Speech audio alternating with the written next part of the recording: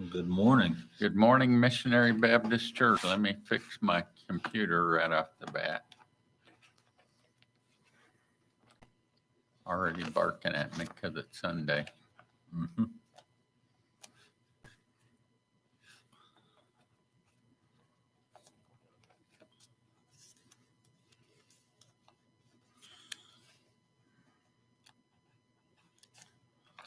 Mhm.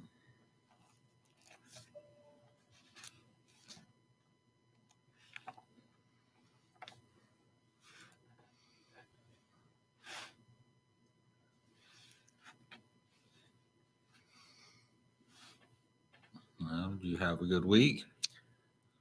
Yeah, I did have a pretty good week. How about you? Pretty good, all things considering. Other than the vandalism. Now, Yeah, well, it happens. It's a sad fact, but it happens. Yeah. And Jennifer's wedding was yesterday. That was really nice.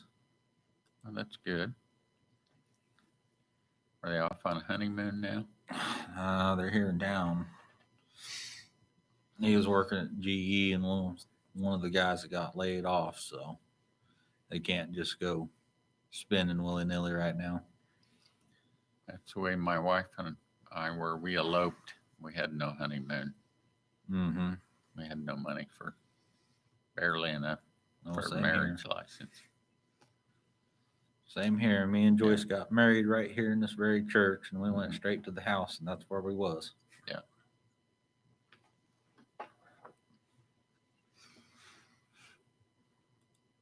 Okay, computer's working. Let's get the Bible open. You're gonna have to remind me where we're starting. I left my notes with the rest of my study stuff. Okay, shall we make a copy of them? We can if we have the time. I don't know. What do you think? No, I can follow along. Okay. All right. We're talking about friends. We're going to review here just for a minute. Friends are important. If you have a true friend, that's somebody you want to hang on to. Right. Because you don't find many of those. Coffee time.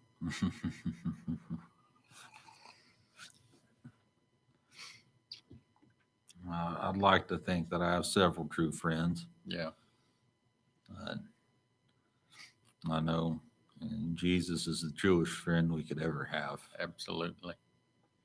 So I'd sure like to think that I've got him as a friend. Mm-hmm. Yeah. There is a friend that sticks us closer than a brother. I don't remember what verse that is, but I know it's in there. Yeah. Yeah, he's good to have as a friend and also as in your marriage as the third person. Make a triune marriage. You, your wife, and Christ. Mm-hmm.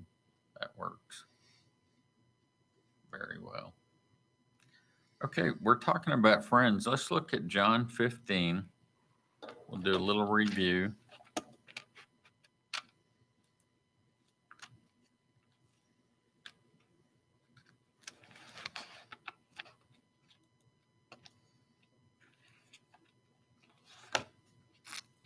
Start in verse 12.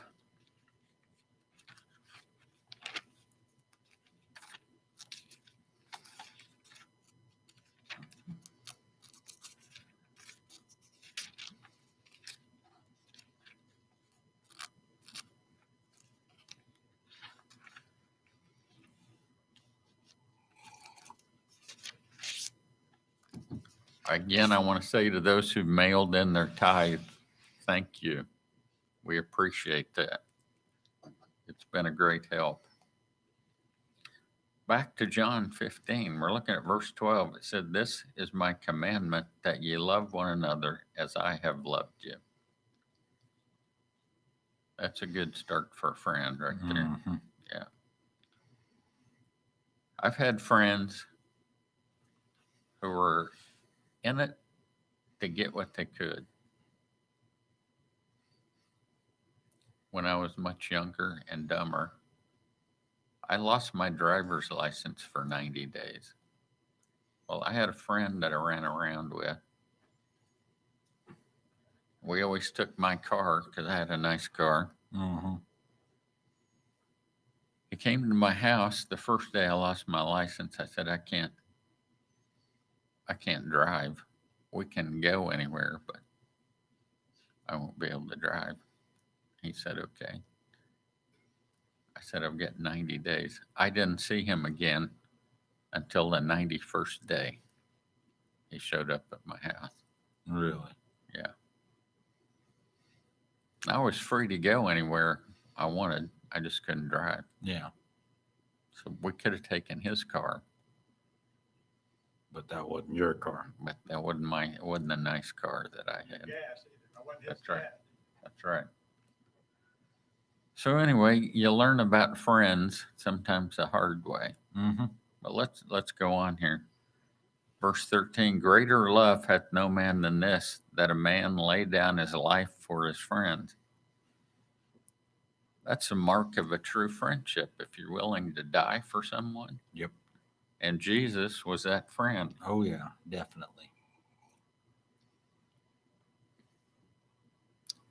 Ye are my friends. This is where he calls us friends. Ye are my friends if ye do whatsoever I command you. Henceforth I call you not servants, for the servant knoweth not what the Lord doeth, but I have called you friends, for all things I have heard of my Father I have made known unto you. I think that's extremely cool. There are no secrets with Jesus. Mm-hmm. He wants us to know all that he knows.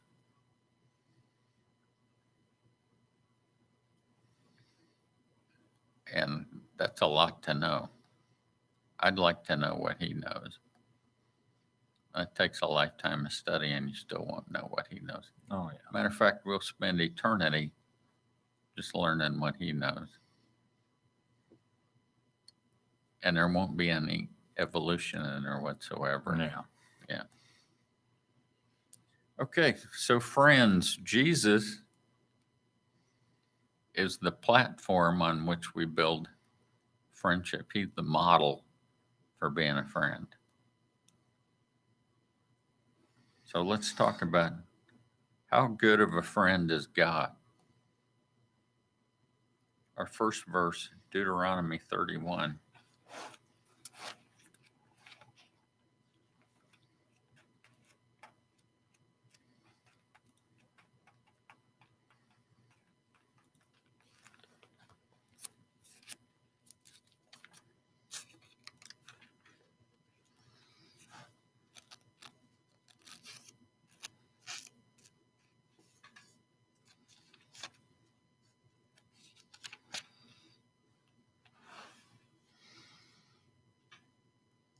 Okay, I'm in verse 6.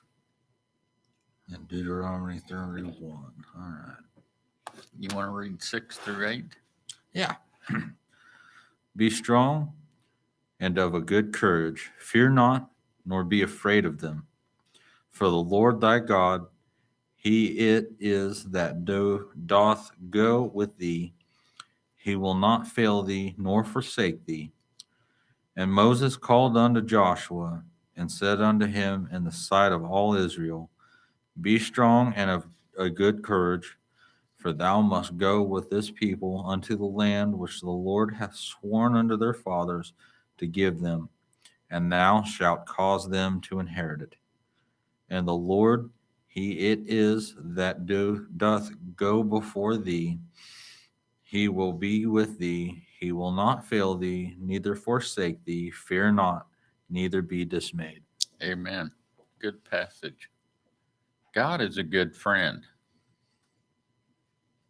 Matter of fact, there's no better friend. Mm-hmm.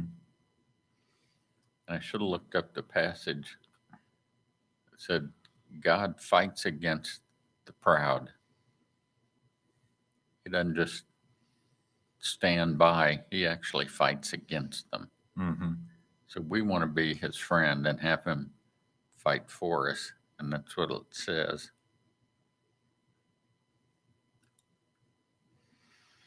Let's look at what it says here. He will not fail thee nor forsake thee. Be strong and of good courage. Are we always strong and of good courage? Not always. Not always. No, I spend a lot of my time not being courageous. But we can be. No Right. reason why we can't be. Let's see, what else did it say?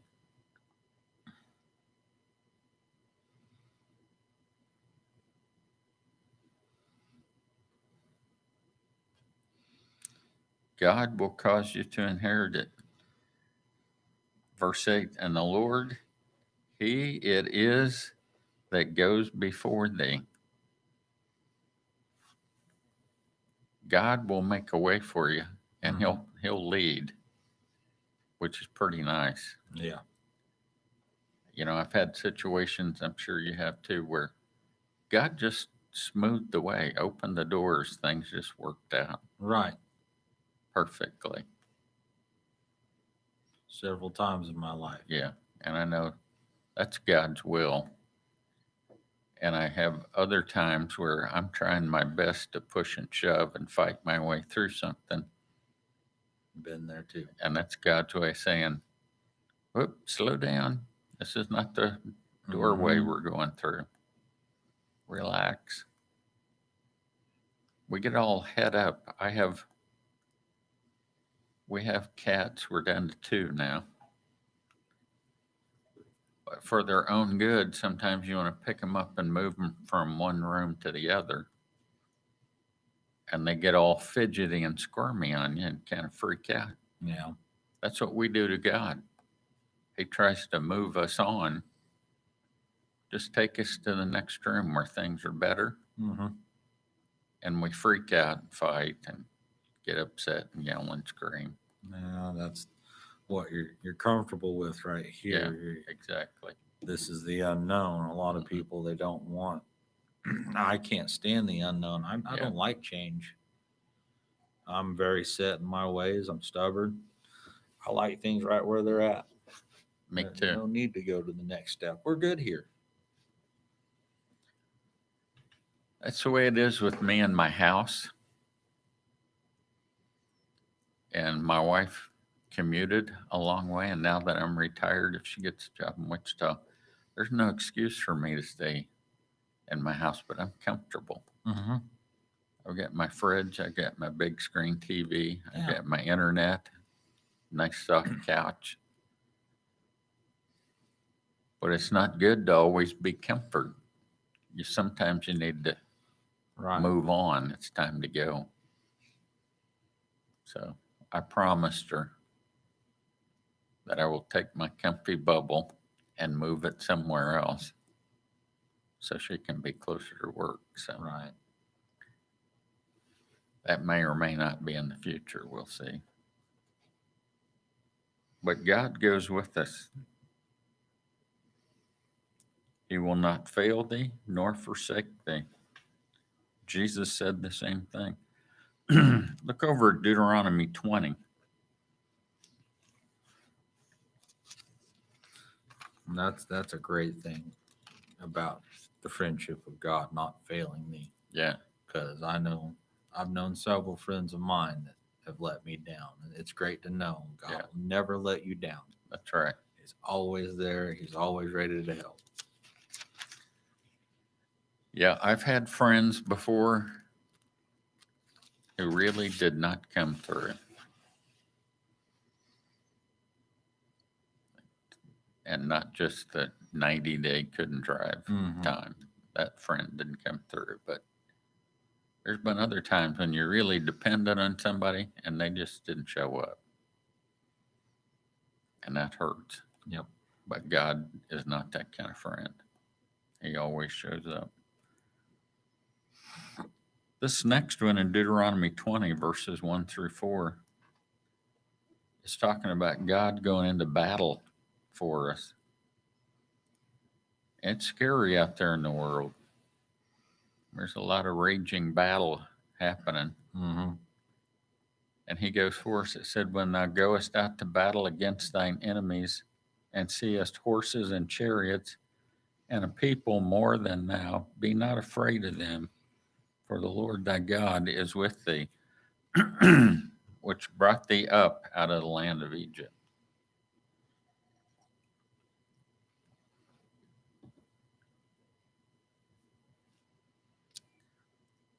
And I thought about going down to 6, but I don't think we need to go that far. This verse tells it. When you go out to battle and you get scared, don't fear, because God is with you.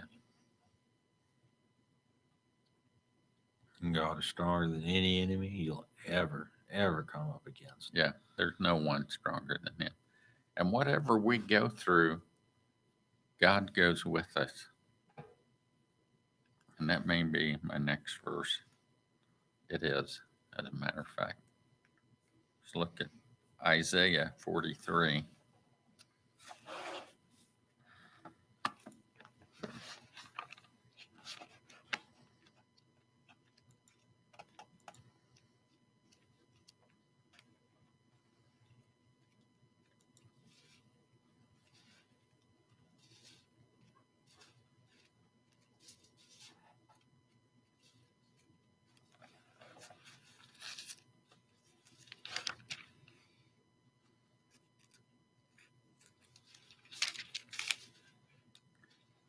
In Isaiah 43, start in verse 1 and go through 3.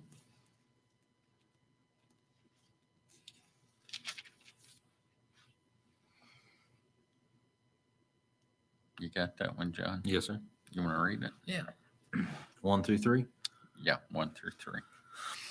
But now, thus saith the Lord that created thee, O Jacob, and he that formed thee, O Israel, fear not, for I have redeemed thee.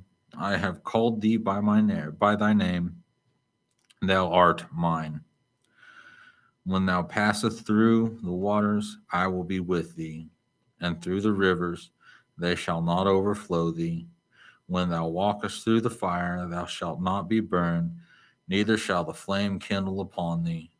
For I am the Lord thy God, the Holy One of Israel, thy Savior. I gave Egypt for thy ransom, Ethiopia and Seba for thee. Okay, very good. Well, what do you think? That's a pretty good friend to have. Mm-hmm. I mean, to keep you protected. Yeah. And you know, the thing that jumps out at me, it doesn't say, I will keep you from the waters. I will keep you from the fire. I'll keep you from the river. It said, when you go through that, I'll be with you. And we're just pampered enough today that we never go through a river Mm-hmm. or a fire. Most of us. Well, we have our own rivers and fires that we fight, but God is always there. We don't have literal rivers and fires like they had, Oh, yeah. but we all have troubles. It's like when I'm working on something and, I start getting this thing fixed, but then another fire rises over here. I got to go figure out what this is doing. I get that one put out. Then we're over here. We're kind of dealing with that on Mike's pickup right now. You get one thing figured out, another thing pops up, but God's with us. Yeah. Well, we keep getting the strength and the will to keep pushing. Just keep fighting them fires and get it all took care of. Yeah. And there are folks out there who are ill. That's kind of a fire to go through. Oh, definitely. But God's with them. He'll walk through all the way with you, never alone. He's the kind of friend that never leaves you. Amen. I like what he says here at the last, neither shall the flame kindle upon thee. You won't even get touched by the fire. Even though you have to go through it, Mm-hmm. you come out A-okay. Very, very good friend to have. Not so much as a singed hair. Yeah, that's right. Okay, let's talk about human friendship.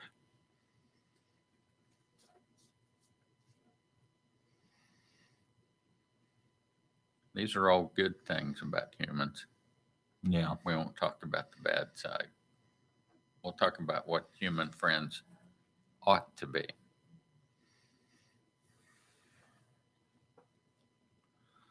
I'm in 2 Corinthians 7, verses 5 through 7.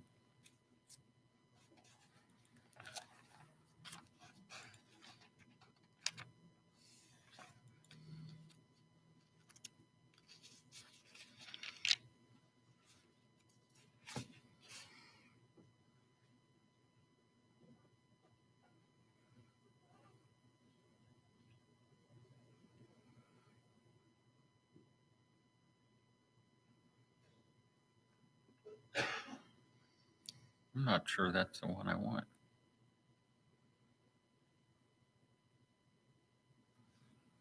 Oh, it's because I'm in the wrong book. I was going to say, that doesn't fit what we're talking about at all.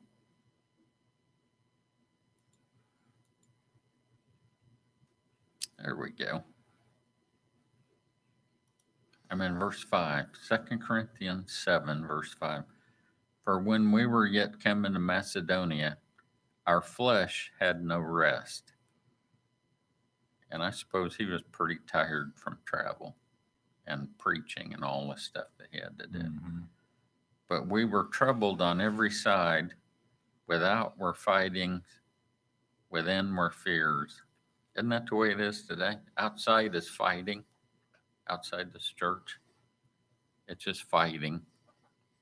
Inside, everybody's afraid. There's fear on the inside. Still that way today. Nevertheless, God that comforted those that are cast down comforted us by the coming of Titus, and not by his coming only, but by the consolation wherewith he was comforted in you. And when he told us your earnest desire, your mourning, your fervent mind toward us, so that I rejoice the more. Titus was a good friend that brought comfort. He also brought money. Yeah, those are pretty nice friends to have. Yeah. A true friend who'd come to Paul. It would be hard to be friends with Paul because Paul's life was trouble. Oh, yeah. He was always in trouble. He was getting thrown out of cities. And he gives a list of all the things he went through: beaten with rods, scourged, whipped, shipwrecked twice. And all, all for being a disciple Yes, of Jesus. all for Christ. Finally chained to a Roman guard. And still, his true friends would come visit him, even though they had to hang around with the Romans to do it. Hopefully, some of the Romans got saved. Yeah. I hope. I mean, that right there could be a beautiful picture of friendship for Jesus, Mm-hmm. for Jesus to have that kind of devotion and friendship from somebody Yeah, that would be willing to go through all of that. yeah. That's a great example for us. Are we willing to pay the price? That's the thing. The closer you get to Jesus, the higher the price. Mm-hmm. That's just the way it works out. Okay, now let's look at 1 Corinthians. That's where I was first place.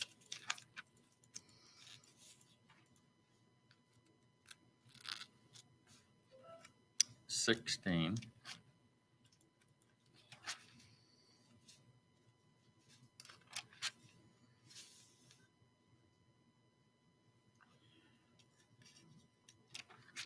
verses 17 and 18.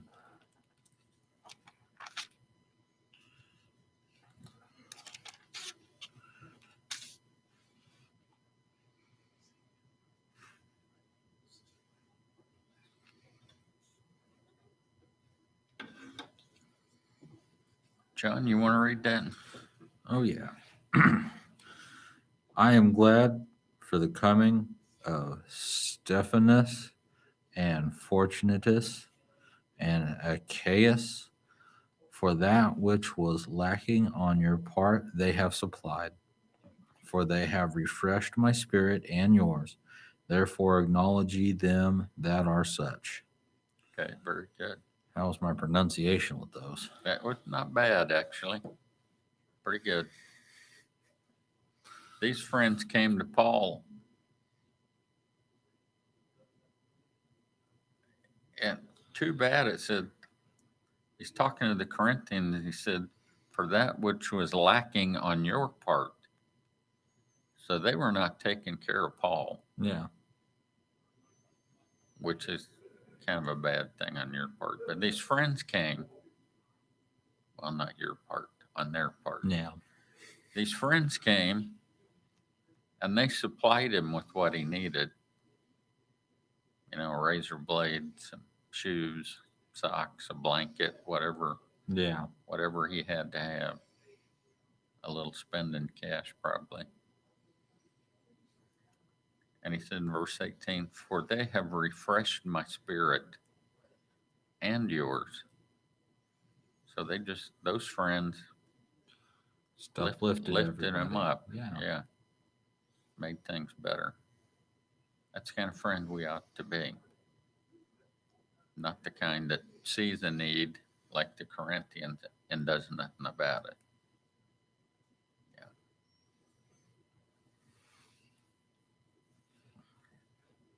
And he said, therefore acknowledge them that are such. So a good friend deserves acknowledgement.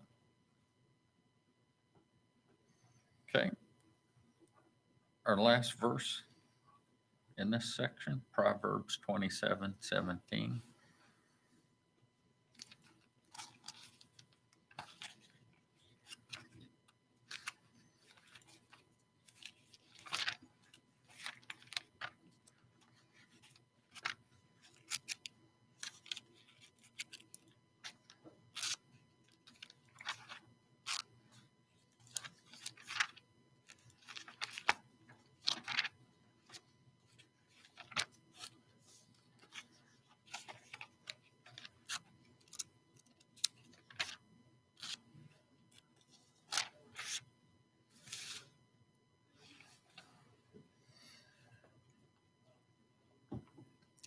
It's one verse, and it said, iron sharpeneth iron.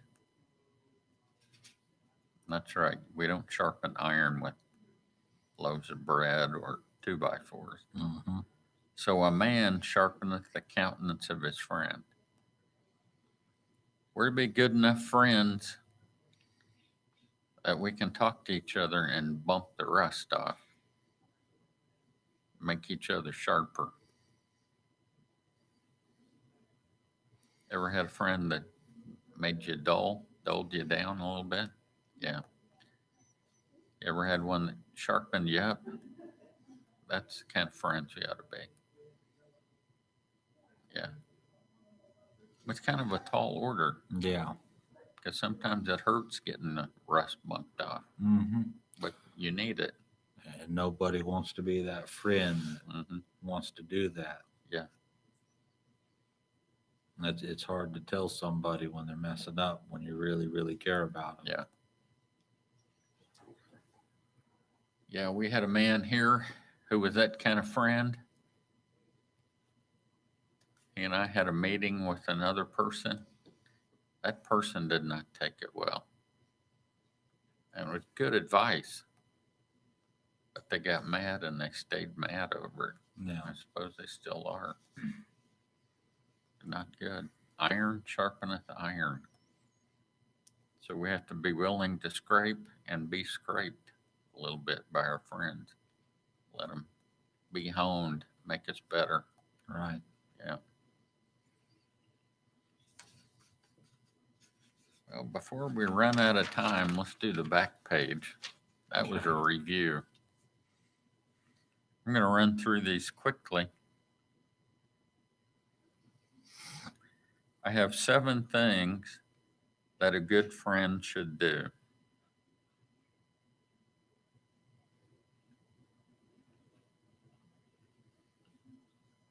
I don't know if we have time to look them all up or not. We got a few minutes. Let's look at Proverbs 18.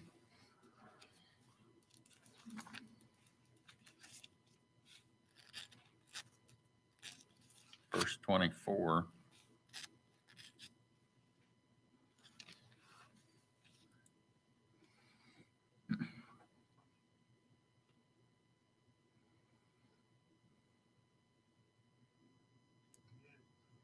A man that hath friends must show himself friendly.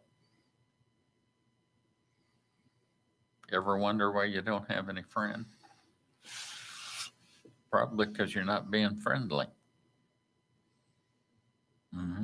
That you won't find friends if you're not friendly yourself. And there's a friend that sticketh closer than a brother.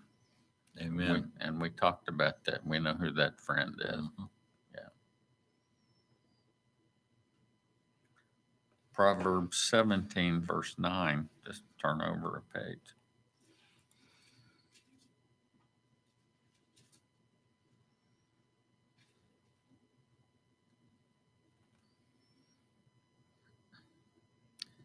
He that covereth a transgression seeketh love, but he that repeateth a matter separateth very friends. What do you think that means? People that forgive are looking for the love of their friends. Yeah. And somebody that keeps bringing that thing up, he's pushing them away. Yeah. And not only bringing it up, but telling other people. If a friend is the guy who knows you messed up And forgives you. and forgives and forgets and doesn't go off and tell everybody else. And when you tell everybody else, it says you're separating friends. You're not doing the right thing. So they protect your reputation. That's what they do.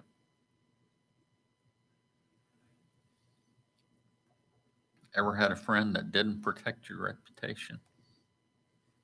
I have. That hurts. Mm-hmm. You find out they're not friends after all. Yep. Look at verse 17 in the same chapter.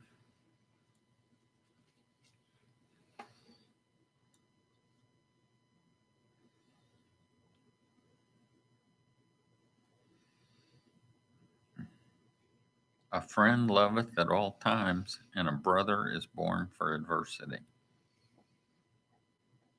Isn't that what they say? You can pick your friends, but you can't pick your family. Mm-hmm. So pick your friends well. A friend loveth at all times. That's the kind of friend we ought to be.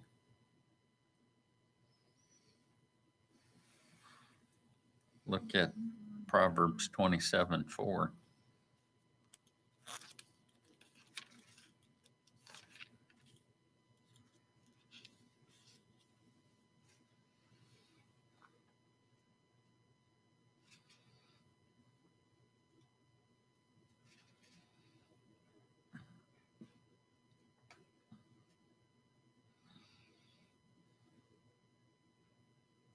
I'm not sure that's the one I want.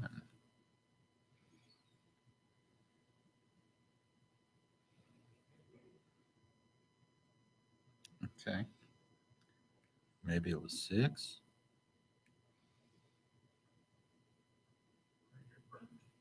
Yeah. Well, they both are. I love 6. Let's see. It's on my list. Very next one is verse 5 and 6. Let's do 4. See what it says. Wrath is cruel, anger is outrageous, but who is able to stand before envy? We don't envy our friends. If they have something you don't have, be glad for them.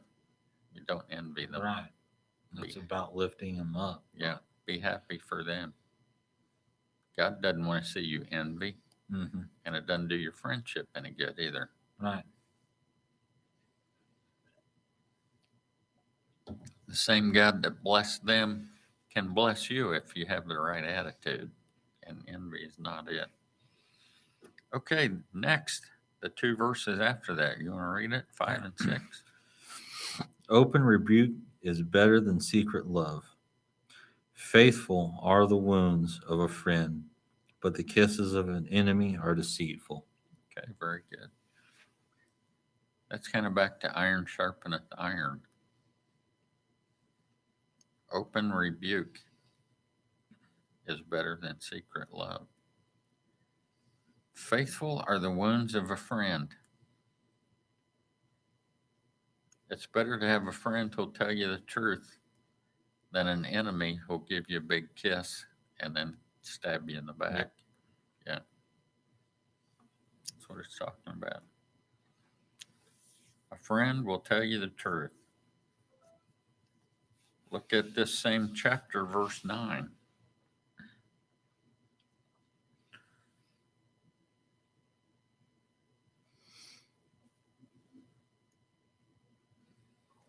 Ointment and perfume rejoice the heart, so doth the sweetness of a man's friend by hearty counsel. We can give each other good counsel. And you ever need advice? I do. I've had times when I needed advice. First place I go, my best friend, Mm-hmm. my wife. Maybe it ought to be Jesus I go to first. Yeah. Always ask advice. Sometimes you just need to. But a friend that says, gives hearty counsel. You can help somebody. Show them, tell them what's right. That's good. Our very last one, verse 10. You want to read that for us? Thine own friend and thy father's friend forsake not, neither go into thy brother's house in the day of thy calamity, for better is a neighbor that is near than a brother far off. Okay, very good.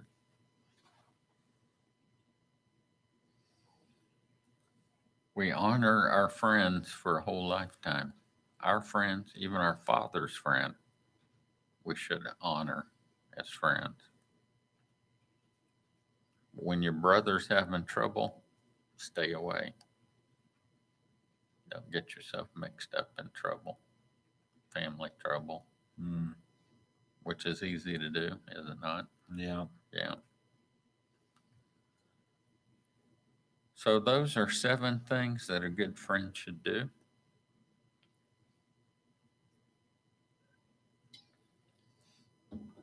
I think we're done for the day. Thanks Okay. for being here. Oh, thank you. I thoroughly enjoy doing this. Yeah, me too. And this was a really good topic. It's something I know quite a bit about, I think. Yeah. Well, I think you're a good friend. I try to be. I sure Yeah. do. Yeah, that's good. You got the right attitude. A lot of people can't be because they just don't have the attitude for it. Right. All right. Thank you for being here. So glad to have all of our audience here. Mrs. Martin is here now. Nice to see her. We'll see you next week, Lord willing.